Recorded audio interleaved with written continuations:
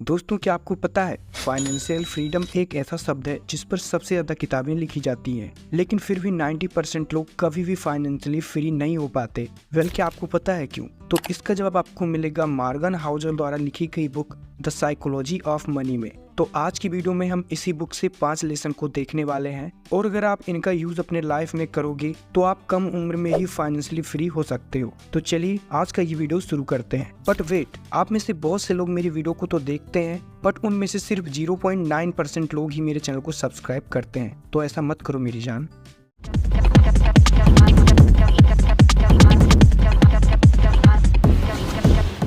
Lesson number 1, save money. Morgan बताते हैं दुनिया में 3 तरीके के लोग होते हैं। नंबर 1, जो लोग पैसे सेव करते हैं। नंबर 2, जो लोग पैसों को सेव नहीं कर पाते क्योंकि उनके खर्चे ही उनकी कमाई से ज्यादा होते हैं। और नंबर 3, वो लोग होते हैं जो सोचते हैं कि उन्हें पैसे सेव करने की जरूरत ही नहीं है। मॉर्गन ये बात भी बताते हैं, building wealth has little to do with your income and invest return and lots to do with your saving rate. यानी कि अगर आप अमीर बनना चाहते हो तो इस बात पर बहुत कम निर्भर करता है कि आप कितना कमाते हो, बल्कि आप कितना ज्यादा और कितनी जल्दी सेव करना सीखते हो, इस बात पर ज्यादा निर्भर करता है। सेविंग का सिंपल मतलब है इनकम माइनस एक्सपेंसिव, यानी कि अगर हम आपके इनकम से खर्च को निकाल दें तो वो आपकी सेविंग होगी। बट मॉर्गन ने हमारे एक्सपेंसेस को ईगो कहा है, क्योंकि एक्सपेंसिव केवल वे हैं जिनकी हमें एक्चुअल में नीड होती है, और इनके अलावा आप जो भी खरीदते हो जैसे बड़ी बड़ी गाड़ियां और महंगे फोन, जो कि सिर्फ आपके ईगो को ही पूरा करता है, क्योंकि ये सब बस आप लोगों को दिखाने के लिए खरीदते हो। तो इस लेसन में हमने सीखा कि सेविंग करना बहुत जरूरी है, जिससे आप जल्दी फाइनेंशियली फ्री हो सकते हो।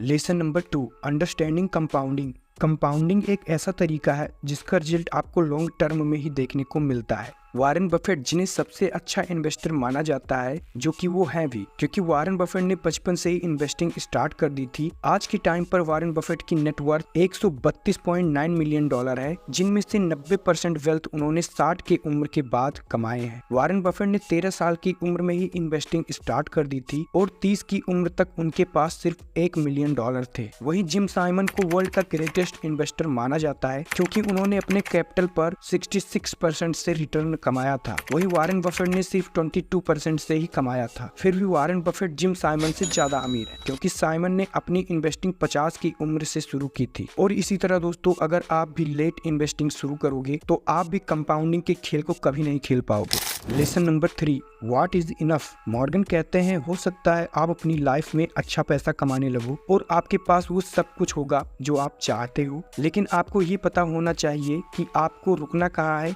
और कब रुकना है, नहीं तो आप भी इसी रेट रेस में फंस कर रह जाओगे। इस रेट रेस से निकलने के लिए मॉर्गन ने 2 प्रैक्टिकल सॉल्यूशन बताए हैं। First, stop moving the post, मतलब आप अपने लिए एक फाइनेंशियल गोल बना लो और उसे अचीव करने के बाद आराम करो। And second is don't compare with other. Number 4, freedom. Morgan कहते हैं, हैप्पीनेस की डेफिनेशन हर व्यक्ति के लिए अलग अलग होती है, लेकिन हर इंसान को सिर्फ 2 चीजें चाहिए लाइफ में, कंट्रोल और पैसा। पैसे का सबसे बड़ा फायदा ये है कि हमें कभी भी कुछ भी करने की फ्रीडम देता है, कि हम कुछ दिन काम से छुट्टी लेकर फैमिली या फ्रेंड के साथ कहीं घूमने जा सकते हैं, फैमिली के साथ टाइम स्पेंड कर सकते हैं, और अगर हमारे पास 6 महीने का इनफ फंड है तो अपने अनुसार अपनी जॉब को सिलेक्ट कर सकते हैं या फिर अपना बिजनेस भी स्टार्ट कर सकते हैं।